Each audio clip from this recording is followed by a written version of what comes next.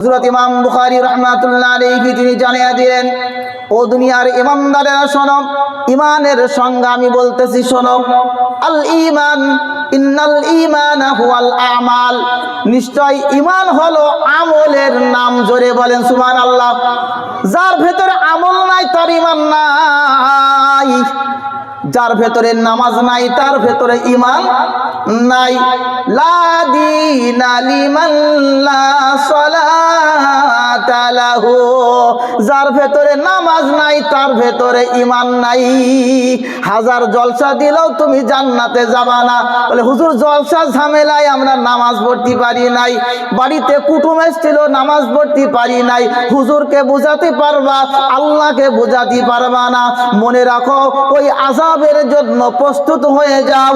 যারা এক ওয়াক্ত নামাজ কাজা করেছ দুনিয়ার কোন কারণবশত, দুনিয়ার কোন কারণে ইচ্ছাকৃতভাবে, মান তারাকা সালাতান মুতাআম্মিদান ফাকাদ কাফারা, হাজার জলসা দিলেও তোমার নামটা কাফেরের খাতায় চলে যাবে।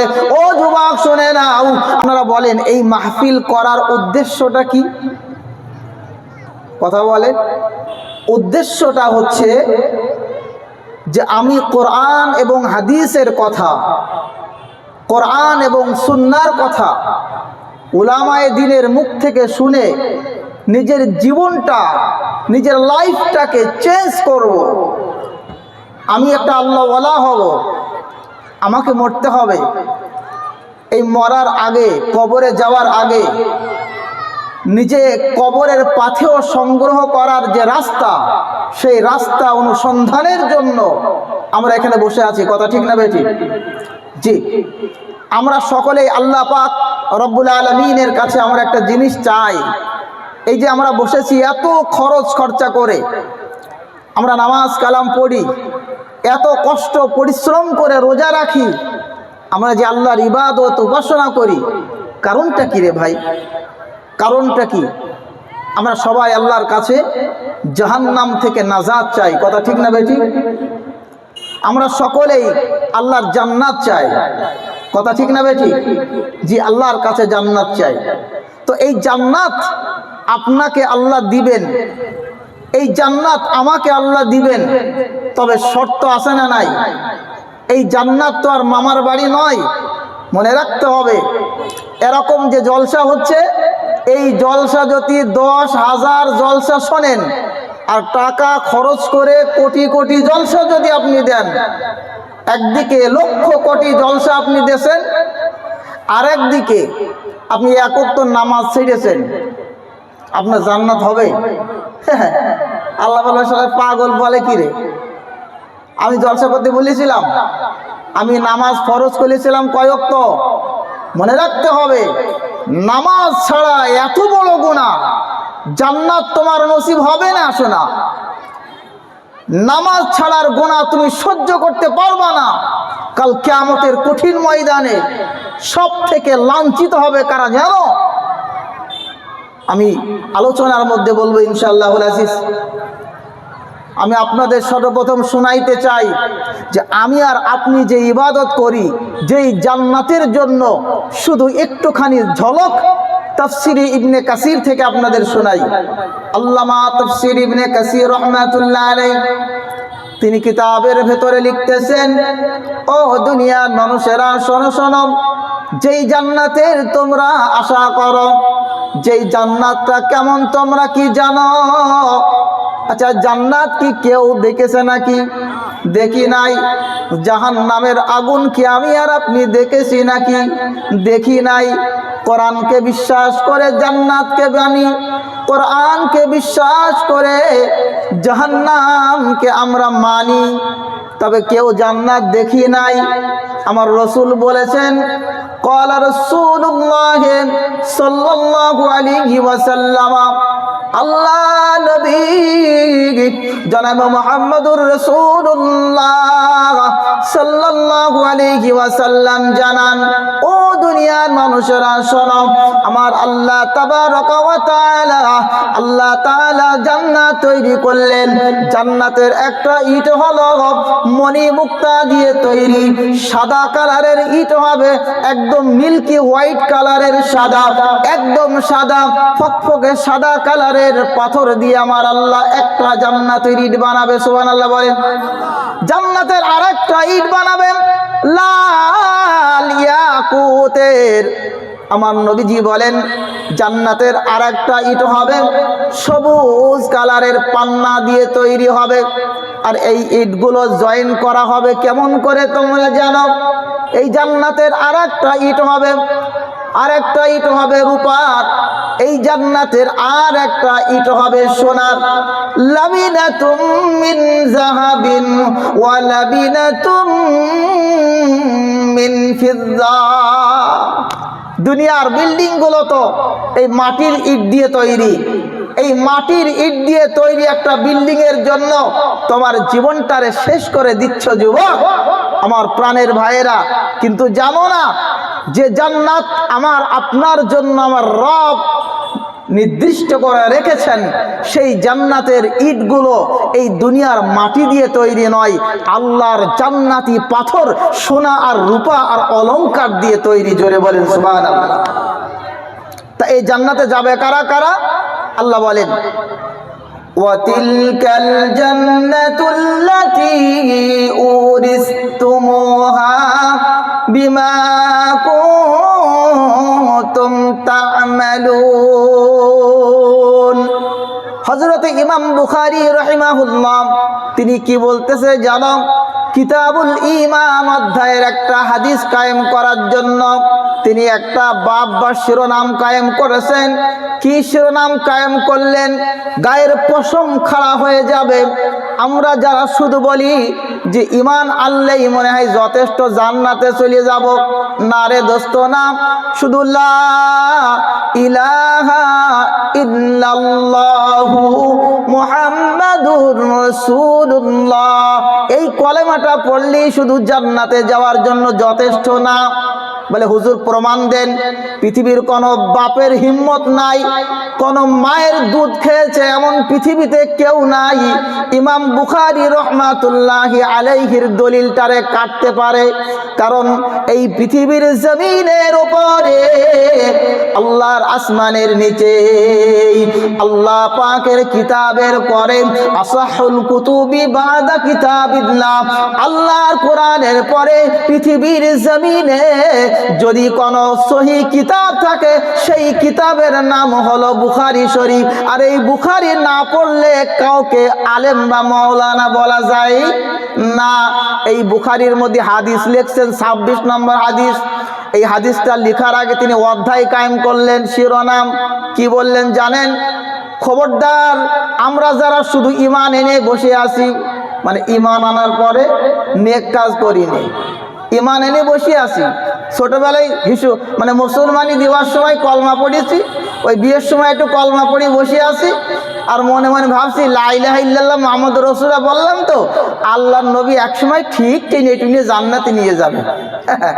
আল্লাহর নবী জান্নাতে নিয়ে যাবে, কে বলেছে আপনাকে? এটা গলত কথা ভাইয়েরা আমার। আল্লাহর নবী তাকে নিয়ে যাবে যে পরীক্ষায় 40-এর মধ্যে 38 পাইছে, 40-এ পাস, 38 পেয়েছে, 2-এর জন্য ঠেকা পড়ে গেছে। আল্লাহ নবী বলবেন ইয়া আল্লাহ এটা আমার উম্মত, একে জান্নাতে দিয়ে দাও। নবীর সুপারিশে সে জান্নাতি হয়ে যাবে। জোরে বলুন না সুবহানাল্লাহ। কিন্তু যে পরীক্ষায় পাসও পায়নি, আল্লাহ নবী কি বলবেন? হ্যাঁ, হযরত ইমাম বুখারী রাহমাতুল্লাহ আলাইহি তিনি জানিয়ে দিলেন, ও দুনিয়ার ইমানদারেরা শোনো, ঈমানের সংজ্ঞা আমি বলতেছি শোনো। আল ঈমান, ইন্নাল ঈমানা হুয়াল আমাল, নিশ্চয় ঈমান হলো আমলের নাম। জোরে বলেন সুবহানাল্লাহ। যার ভেতরে আমল নাই তার ঈমান নাই, যার ভেতরে নামাজ নাই তার ভেতরে ঈমান নাই। লা দীনা লিমান লা সালাতা লাহু, যার ভেতরে নামাজ নাই তার ভেতরে ঈমান নাই। হাজার জলসা দিলেও তুমি জান্নাতে যাবা না। বলে হুজুর জলসা ঝামেলায় আমরা নামাজ পড়তে পারি নাই, বাড়িতে কুটুম এসেছিল নামাজ পড়তে পারি নাই। হুজুরকে বোঝাতে পারবা, আল্লাহকে বোঝাতে পারবা না। মনে রাখো ওই আযাবের জন্য প্রস্তুত হয়ে যাও। যারা এক ওয়াক্ত নামাজ কাজা করেছ দুনিয়ার কোনো কারণবশত, দুনিয়ার কোনো কারণে ইচ্ছাকৃতভাবে, মান তারাকা সালাতান মুতাআম্মিদান ফাকাদ কাফারা, হাজার জলসা দিলেও তোমার নামটা কাফেরের খাতায় চলে যাবে। ও যুবক শুনে নাও, আমি বশিরউদ্দিন, এটা আমার কথা না, আল্লাহ নবী জানায়া দেন। আল্লাহ নবী বলেন, মিশকাত শরীফের হাদিসে আমি পড়েছি, নবীজি বলেন মান তারাকা সালাতান, মান মানে হলো যে ব্যক্তি, তারাকা মানে ছেড়ে দেয়, সালাতান মানে কোনো একটা ফরজ নামাজ, মুতাআম্মিদান ইচ্ছাকৃতভাবে। তার ভাল লাগতেছে না, দূর ভাল লাগতেছে না, কে যায় এখন নামাজ পড়তে, শুয়ে পড়িস এখন আর যাবো না ভাই। ও তুমি যাও, আমি শুক্রবারের দিন থেকে যাব। এরকম মানুষ আছে না নাই? হুজুর এখন একটু চাপ তো দোকানে, নাম নাই নাই নিলাম, কি নাম নাই নাই নিলাম। বলে হুজুর এখন চাপ, এখন আর যাচ্ছি না, পরে যাবো। ভাই হুজুর বুঝে গেল কিন্তু আল্লাহ বুঝবে না। খবরদার মনে রাখতে হবে, নবীজি বলেছেন মান তারাকা সালাতান মুতাআম্মিদান ফাকাদ কাফার, যে ব্যক্তি ইচ্ছাকৃতভাবে নামাজ ছেড়ে দেয় তার নামটা ভোটার লিস্টে যদিও মুসলমানের খাতায় নাম থাকে, আল্লাহর খাতায় কাফেরের নাম যে পৃষ্ঠায় লেখা আছে ওই পৃষ্ঠায় তোমার নামটা লেখা হবে, কারণ আল্লাহর আদেশকে অমান্য করেছো। জান্নাতে যাবা আল্লাহর আদেশকে অমান্য করে। এই জন্য বলি যুবক, এখনো দুনিয়ায় আলেম উলামায়ে দ্বীন এখনো বেঁচে আছে, আসো উলামাদের কাছ থেকে জান্নাতের সন্ধান নাও। কারণ কোরআন বলতেছে এই জাহান্নামের আগুন এত কঠিন হবে। আল্লাহ পাক রব্বুল আলামিন পবিত্র কোরআনে বলেন, আজকে আমি দ্বিতীয় রাকাতে একটা সূরা পড়েছিলাম, ওয়াইলুল লিকুল্লি হুমাযাতিল লুমাযা। এই সূরার মধ্যে আমার আল্লাহ পাক বলেছেন গায়ের পশম খাড়া হয়ে যায়, কলিজার ভেতরে ধড়কন সৃষ্টি হয়ে যায়। কারণ এই সূরার মধ্যে আমার আল্লাহ বলেন, হে যুবক যারা আজ ইচ্ছাকৃতভাবে নামাজ ছেড়ে দিচ্ছ, শুনে নাও আল্লাহর দ্ব্যর্থহীন ভাষার ওয়াজ, আল্লাহর কথা শুনে নাও, কোরআনী বিধান। আমার আল্লাহ জানান নারুল্লাহিল মুকাদা, এটা আল্লাহর আগুন, কলিজা পর্যন্ত পৌঁছে যাবে, তুমি সহ্য করতে পারবা না যুবক। এজন্য আমার আল্লাহ বলেন, তুমি যদি জান্নাতে যাইতে চাও, আমি কাদেরকে জান্নাতে যাওয়ার তৌফিক দিই, কাদেরকে জান্নাতের ওয়ারিশ বানাই। ও বান্দা তুমি কি জানো, ও হাতিশালার মানুষ, ও চাপড়ার মানুষ, ও দুনিয়ার মানুষেরা, ও পৃথিবীর মানুষেরা, তোমরা কি জানো? আল্লাহ জানি না। আল্লাহ বলে শুনে নাও, সূরা খুলে দেখো। আল্লাহ কোন সূরা খুলবো? আল্লাহ কয় সূরার নাম সূরা যুখরুফ, আয়াত নাম্বার 72টা খোল। আল্লাহ আয়াত নাম্বার 72 খুললাম। আল্লাহ কি বলেছ? আল্লাহ কয় বান্দা একবার পড়, বান্দা একবার পড়। ওয়াতিলকাল জান্নাতুল্লাতী উরিসতুমুহা বিমা কুনতুম তা'মালুন। আমার আল্লাহ ডাক দিয়ে জানান, ও দুনিয়ার মানুষেরা শোনো, তোমরা যারা যারা জান্নাতের ওয়ারিশ হইতে চাও, শুনে নাও, মন দিয়ে শুনবা, দিলের কান দিয়ে শুনবা। এই জান্নাতটার ওয়ারিশ আমি আল্লাহ তাদেরকে বানায় দিই দুনিয়ার জমিনে যারা কিনা আমল করে, নেক আমলের বদলা হিসাবে, উপঢৌকন হিসাবে, প্রাইজ হিসাবে আমি আমার জান্নাতকে তাদের ওয়ারিশ বানায়া দিই। জোরে বলেন। তাহলে নেক আমল করলে জান্নাতে যাওয়া যাবে, আমল নাই জান্নাত নাই। তাহলে টাকা খরচ করলেন, শ্রম দিলেন, দুনিয়ার জন্য অনেক কিছু করলেন, দিনের কাজও কম বেশি করলেন, কিন্তু নামাজ পড়লেন না। আহা, আল্লাহর রাসূল বলেন ফাইন সলুহাত সলুহাত